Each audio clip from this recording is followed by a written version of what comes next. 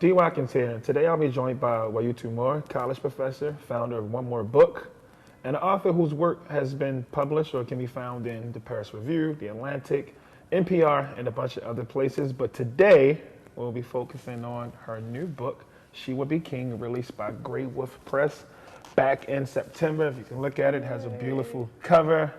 It's a really powerful book. Thank you for writing it. Let's start with the title. Yes.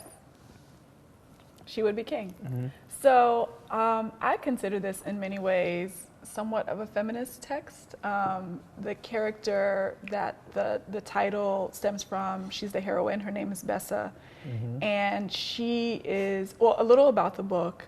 It explores Liberia's history. And Liberia's history is very vast, and it's complex, and the reason it's complex is because of the identities that make up the republic, and that's indigenous Africans, freed blacks and former slaves from America that immigrated in the 19th century, and freed blacks and former slaves from the Caribbean that immigrated in like the late 19th century, early 20th century. Mm-hmm. So all of them, in a very Pan-Africanist exercise, there on the continent in Liberia, while colonialism and imperialism are still very present throughout the continent, and while slavery is going on in the rest of the Western world, but they had this little pocket where they could exercise their freedom and figure out what they wanted for themselves. So the three main characters, one of each, they represent the corners of the transatlantic. It's Bessa. She's immortal. She is an indigenous Vai woman from the region that, of course, is later named Liberia. Mm-hmm. June Day, he is a slave in Virginia, and during his first encounter with an overseer, he realizes that his skin is impervious to bullets and blades, and when he's whipped, his back doesn't scar. So he ends up escaping the plantation, he gets on a boat, and he goes back to Liberia. Mm-hmm. And then Norman Aragon, he is a Jamaican Maroon. His mother's a Maroon, his dad is a British scholar, and he can make himself invisible, so he ends up back on the continent. Now, Liberia is like a character too, and you're from Liberia. Absolutely, so yeah. Was that extremely important for you? Or? Yeah, absolutely. I mean, my family immigrated here when I was 5, so I didn't have an upbringing that was in Liberia. My formative years were spent actually in the suburbs of Texas. Right. And so I knew that when I started writing, I wanted to explore Liberian history because I knew how close it was to American history, and also how close it was to explorations of Black identity from the early 19th century to Reconstruction. Mm-hmm. So it was important to me to go back to this history, and then also to use a genre, I would say, that I respect, which is speculative fiction. And, right. And not only do I respect, but it was how I was introduced to storytelling, because the stories my mother told me, and my grandmother and my aunties, they always included some aspect of fantasy, but it wasn't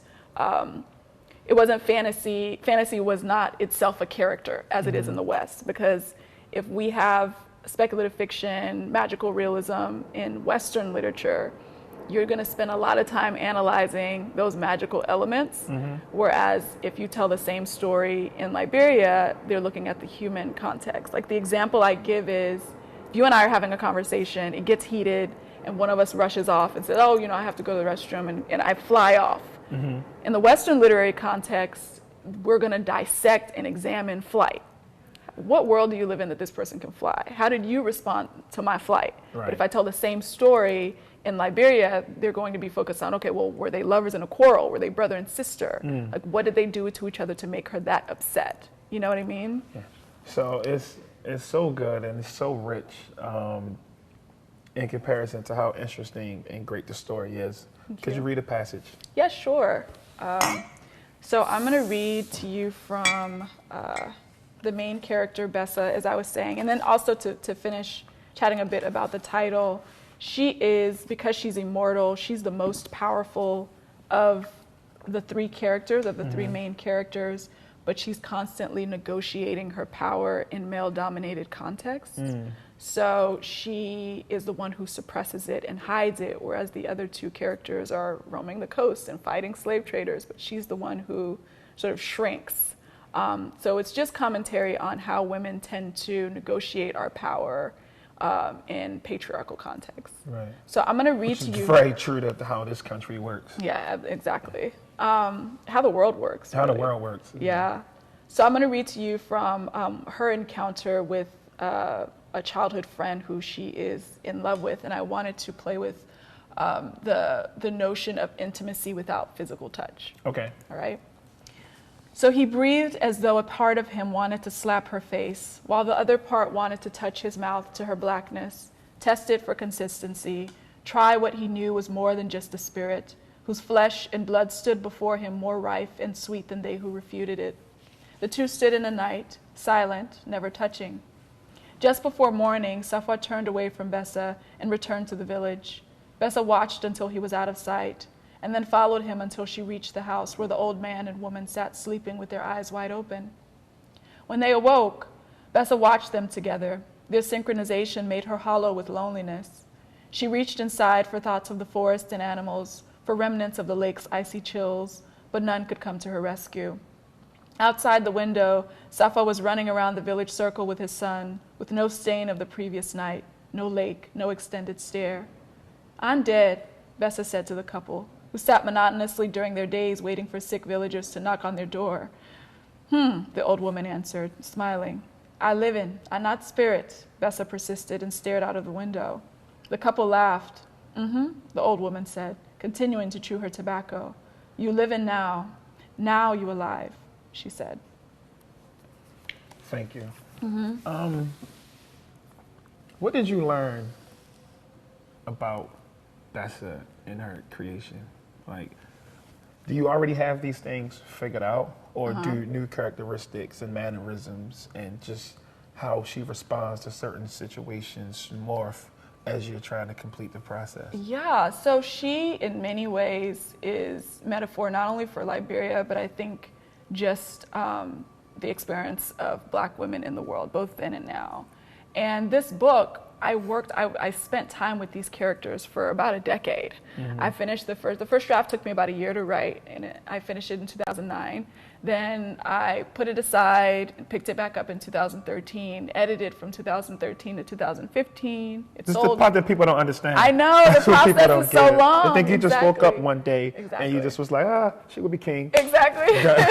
Oh my gosh, yeah. I edited for 2 years, and then it sold in 2015. It didn't come out until this year. But of course, during that time, you're working on minor edits and stuff as well. So as I grew as a woman, so did my character. Okay. I was constantly learning about the message that I wanted to tell, about the role of patriarchy then and now, and about how it shaped her experience in this new republic as a Black woman, both in her country, but then also in the world. And so, yes, she has changed as I changed. She grew as I grew. So do you feel like, is there anything you would like to go back and do now that it's done, or are you just comfortable? Okay, of course. Yeah. Like I've been actually traveling for the past couple months for this book. I just got back yesterday, and part of what goes into, I think, reading is this restraint in the things that we would change about our work.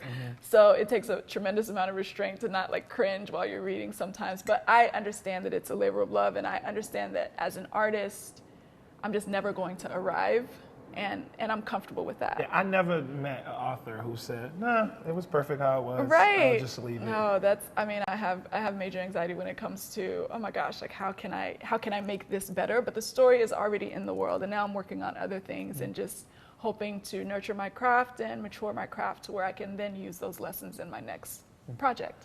So you took this to Liberia. I did. And what happened? So a couple of weeks ago, I was in Liberia, and I was also in Ghana. And I did readings in Liberia. I did one at the U.S. Embassy, did one at the University of Liberia, and then I also had a separate launch in partnership with a group called Teach for Liberia. And what was wonderful, as I was saying before, is that I think in the Western literary context, we talk a lot about the magical realism aspect. And of course, magical realism, that term came about in the 1910s, 1920s, and it was used to refer mostly to South American writers and what they had in common, what their books had in common. It was always like Catholicism, some indigenous belief, and then resistance to colonialism. So as African writers and even Black spec writers from across the world began to be published by the Western context, they lumped it in with magical realism. And so now you see that people are identifying, or the canon is identifying, that there is something else at play. And so you find other terms floating around like Afrofuturism and Black spec fic and Black sci-fi, but it always sort of has that qualifier. But this form of storytelling has always existed. It's just that it was suppressed before because it was seen as unchristian or uncivilized. What do you mean you're talking to your ancestors? What do you mean the supernatural and people are flying? Whereas this was very much our spirituality. And I think it was suppressed for so long that now that it's being published in the West, it's being presented as an introduction, like, oh, look at all of these, Black writers who are writing spec fic now, but this is something that's hundreds and hundreds and hundreds of years old. It's just that it was suppressed for a very long time. So with that said, when I was in Liberia, reading this story, there were no questions about the magical elements. They didn't ask me about the superhero strength.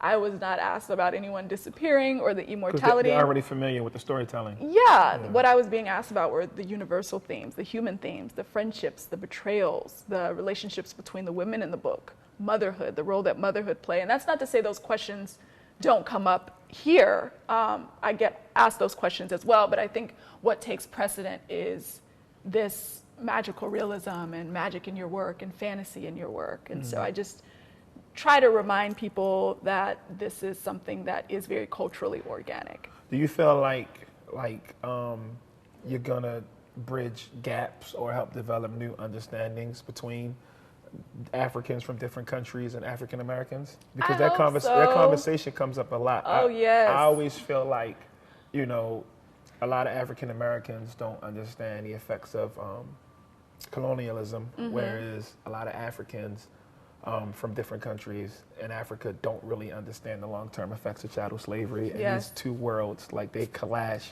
And when I'm in classrooms and I'm teaching students that they are Africans, a lot of them are shocked and surprised, or they don't believe it, and I have to go into this long speech trying to explain that. Yeah, I mean, Liberia was definitely that. Liberia was a charge for Pan-Africanism on the continent for a very long time. And you see figures in Black American history who are going back to Liberia and spending time there. Nina Simone spent a lot of time there. These are people who lived there. Maya Angelou, who lived there and found a home there. And I think that it was, in many ways, supposed to be that space on the continent. Obviously, we know that there were issues with Pan-Africanism, both internally and externally, in the way that it was received around the world. But I do want to examine in my work what that would look like if you show that a Black body in Flint is going through some of the same things as a Black body in Baltimore, a Black body in Rio de Janeiro, a Black body in Haiti, Black body in Kenya.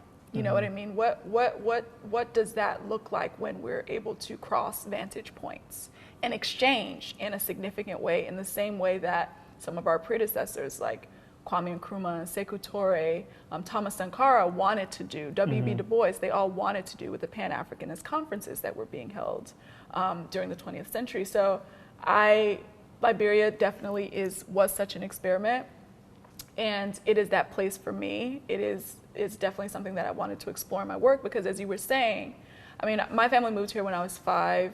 I was raised in a very small community in the north of Houston, and there were maybe 12 Black families, and we were the only African family. So as far as I was concerned, I was like, I'm Black, I'm African American. Right. And so when I moved to the Northeast, I would go to Black Student Union meetings, because in high school I was a president of the Black Student Union, and they'd be like, oh, well, is there an African Student Union that you go to as well? And then of course you go to the African Student Union, they're like, oh yeah, but you were raised here. And so then it creates this sort of marginal identity, this cross-cultural identity. And that's not exclusive to me. That isn't anything that's rare. I think because the immigration from African countries has increased so much in recent decades, you see that there's an entire generation of these in-betweeners. And yes, I do think that it is possible to bridge the gap, because there's intermarriages and you have like bicultural families now. And so you have people who are going back to the continent to connect with the cultures of their parents and their spouses. And I think that exchange is important and essential, and I think really that's going to be the only key to any sort of mass psychological economic rehabilitation of Black bodies across the world. What would have happened if Marcus Garvey's plan would have worked? What would Liberia look like today? Well, so Marcus Garvey, of course, we know that he came about in like the 1920s or so, and he wanted to revive this Back to Africa movement. And I think that if he would have successfully revived it, Liberia would probably be some of the same that it is now, because I think there was so much resistance during that time that the world wasn't ready for it. And so even if it would have worked then, later on in the 20th century, it would have been deconstructed or destabilized, as you see happen to other countries that were able to, like Ghana, were able to find, you go from, you know, the success of Ghana in the 40s to 60s to Ghana must go bags and Ghanaian refugees going to Liberia and Nigeria. So there were countries that were able to successfully pull off what Garvey was trying to revive in the Back to Africa movement of the 20s, but it is not in the world's interest to have stable African countries. That's because Africa is so rich in resources that are needed across the world. It is not in the world's interest. And so I think now, as times are changing and people are more cognizant of the political views and political intent, you will find that this maybe is a new era where you know, African countries and African bodies are maintaining and demanding the agency that is so frequently robbed from these citizens in these countries. Yeah, I think now it's more possible than ever. But then, no. Could you speak a little bit about One More Book? Sure. So I have a nonprofit. My nonprofit is called One More Book, and we create literature for children who rarely see themselves in books. And this idea came to me when I used to work in DC for an organization called Everybody Wins. And we would go into public schools and facilitate reading workshops, literacy workshops for about 4th to 6th graders who couldn't read a word, but they were in, you know, 4th, 5th, 6th grade. And there was just a general disinterest in literature. Anything that I presented them, if I bring something to them, they didn't care.